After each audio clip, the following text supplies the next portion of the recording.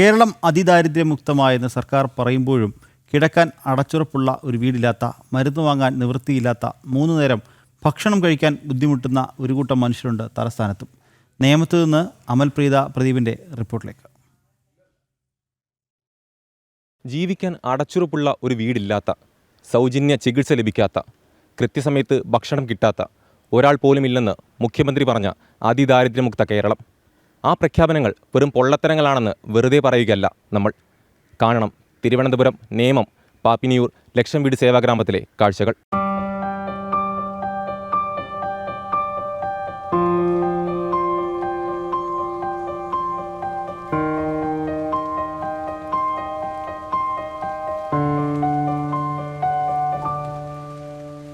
ഇതുവരെ ഒരു ആനുകൂല്യങ്ങളും കിട്ടിയിട്ടില്ല. ഇതാണ് അവസ്ഥ.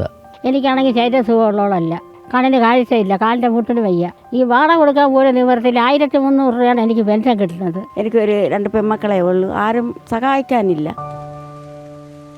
അടച്ചുറപ്പുള്ള ഒരു വീട് ഇവർക്കൊരു സ്വപ്നമാണ്. അന്തിയുറക്കം അരനൂറ്റാണ്ടിലേറെ പഴക്കം ചെന്ന ചുവരുകൾക്കുള്ളിൽ പലതും ഇടിഞ്ഞ് നിലം പൊത്താറായവ. നിലതെറ്റി നിലം പറ്റിയ പ്രതീക്ഷകളും ഇവിടെ കാണാം.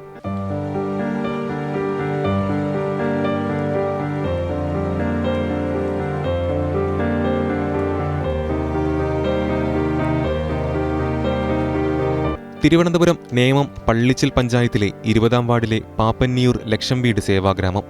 ആശങ്കകളും പ്രതീക്ഷകളും മാത്രം സ്വന്തമായുള്ള ഒരു കൂട്ടം മനുഷ്യരുടെ വാസസ്ഥലം. സ്വന്തമായി ഭൂമിയില്ല. 50-60 വർഷം പഴക്കമുള്ള കെട്ടിടങ്ങളിൽ ഉയിര് കയ്യിൽ പിടിച്ച് ജീവിതം. 2 കുടുംബങ്ങൾ തമ്മിൽ ഒരു ചുവരിന്റെ വേർതിരിവ്. അതിനിപ്പുറം ഇടിഞ്ഞു വീണുപോയ അയൽ വീടിന്റെ ശേഷിപ്പുകൾ. ചുവര് ഇപ്പുറത്തേക്കൊന്ന് ചെരിഞ്ഞാൽ ഉയിര് പോകുമെന്ന ഭയം. ഞങ്ങൾ ഇതിൽ ആരെങ്കിലും ഇവിടെ താമസിക്കുന്നത് ഇപ്പൊ 5-6 വീടുകളേ ഉള്ളൂ. 10 വീടോ 20 പൊറുതിക്കാരായിരുന്നു ഇവിടെ താമസിച്ചുകൊണ്ടിരുന്നത്. ഇപ്പോൾ ഓരോരുത്തരും അവരുടെ സാഹചര്യം അനുസരിച്ച് വിറ്റിട്ട് പോവുക, ഇടിഞ്ഞ് വീടിയൊക്കെ ചെയ്യാന്നുകൊണ്ടിരിക്കണം. മാറി മാറി അവർ പോയി അവരൊരു സാഹചര്യം താമസിക്കണം. ഞങ്ങളൊരു 5-6 വീടുകാർക്ക് മാത്രം ഒരിടം പോകാനുള്ള പോക്കറ്റ് ഇല്ലാത്തതുകൊണ്ട് ഞങ്ങൾ ഉള്ളത് വെച്ച് ഇവിടെ ജീവിക്കുകയാണ്.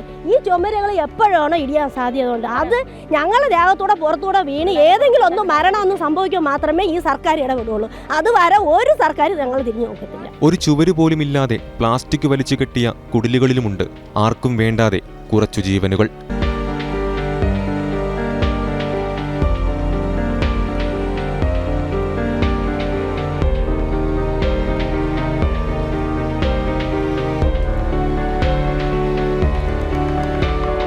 പട്ടയം ചോദിച്ചും പരാതി പറഞ്ഞും പഞ്ചായത്തിലടക്കം പലതവണ കയറിയിറങ്ങി. അപേക്ഷയുമായി എത്തുന്നവരോട് അവഗണന പതിവ്. ഇവിടെ ഒരു സർക്കാരുകളും നമ്മുടെ ആവശ്യങ്ങൾക്ക് വേണ്ടിയോ ഒരു വീട്ടിനെ കുറിച്ച് നമ്മൾ വെച്ചൊരു മെയിൻ്റെനൻസ് കൊടുത്താലോ ആരും ഒന്ന് തിരിഞ്ഞു നോക്കാനും വരുന്നില്ല. പിന്നെ അവരോട് കാശ് കൂലിപ്പണി എടുത്താണ് ഉള്ളതിനെ ഷീറ്റ് വാങ്ങിച്ചിട്ട് നമ്മൾ കിടക്കുന്നത്. ഇതിനെക്കുറിച്ച് പഞ്ചായത്ത് മെമ്പറായിരുന്നാലും വാർഡ് മെമ്പറായാലും ഒരു അപേക്ഷയ്ക്ക് ചെന്നാൽ പോലും അവർ അവിടുത്തെ സർട്ടിഫിക്കറ്റ് ഇവിടുത്തെ സർട്ടിഫിക്കറ്റ് ഇതൊക്കെ വേണമെന്നാണ് അവർ പറയണത്. ഈ കോളനിയെക്കുറിച്ച് ഒന്നും നോക്കാനോ ആരും വരുന്നില്ല. തെരഞ്ഞെടുപ്പ് എടുക്കുമ്പോൾ വോട്ട് ചോദിക്കാനല്ലാതെ തിരിഞ്ഞു നോക്കുന്നില്ല ഒരാളും. ഇലക്ഷൻ വരുമ്പോൾ ഇവിടെ വരുന്നു, അവരവരെ കാര്യങ്ങൾ നോക്കും, വോട്ട് വാങ്ങിക്കും പോകുന്നുണ്ട്. പട്ടിണിയില്ലെന്നാണ് സർക്കാർ പക്ഷം. പ്രഖ്യാപനവും കഴിഞ്ഞു. പക്ഷേ പട്ടയമില്ലാത്തതും പട്ടിണിയാകുന്നതും പലയാവർത്തിയായി ഇവർ പറയുന്നു. പട്ടിണിയെങ്കിലും മാറിയിട്ട് പോരെ സർക്കാരെ പ്രഖ്യാപനമെന്നാണ് ഇവരുടെ ചോദ്യം. ഇവർക്കെല്ലാം പട്ടിണിയും വളരെ ബുദ്ധിമുട്ടുമാണ്. ഈ സമയത്ത് എങ്ങനെയാണ് ഇത് ദാരിദ്ര്യം മാറുമെന്ന് അറിയില്ല. അതോടൊപ്പം തന്നെ ഇവർക്കുള്ള ദാരിദ്ര്യം മാറാൻ വേണ്ടി, അല്ലെങ്കിൽ ഇവർ കഷ്ടപ്പാട് മാറാൻ വേണ്ടി എന്തെങ്കിലും ഗവൺമെൻറ് ചെയ്തതിന് ശേഷം മാത്രം ഇത് പറഞ്ഞിരുന്നെങ്കിൽ നമുക്ക് വളരെ സന്തോഷമുണ്ടാകും. പ്രിയപ്പെട്ട പ്രേക്ഷകർക്ക് മുന്നിലേക്ക് ഞങ്ങൾ എത്തിച്ചത് സങ്കല്പങ്ങളല്ല, ഇതാണ് കൺമുന്നിലെ യാഥാർത്ഥ്യം.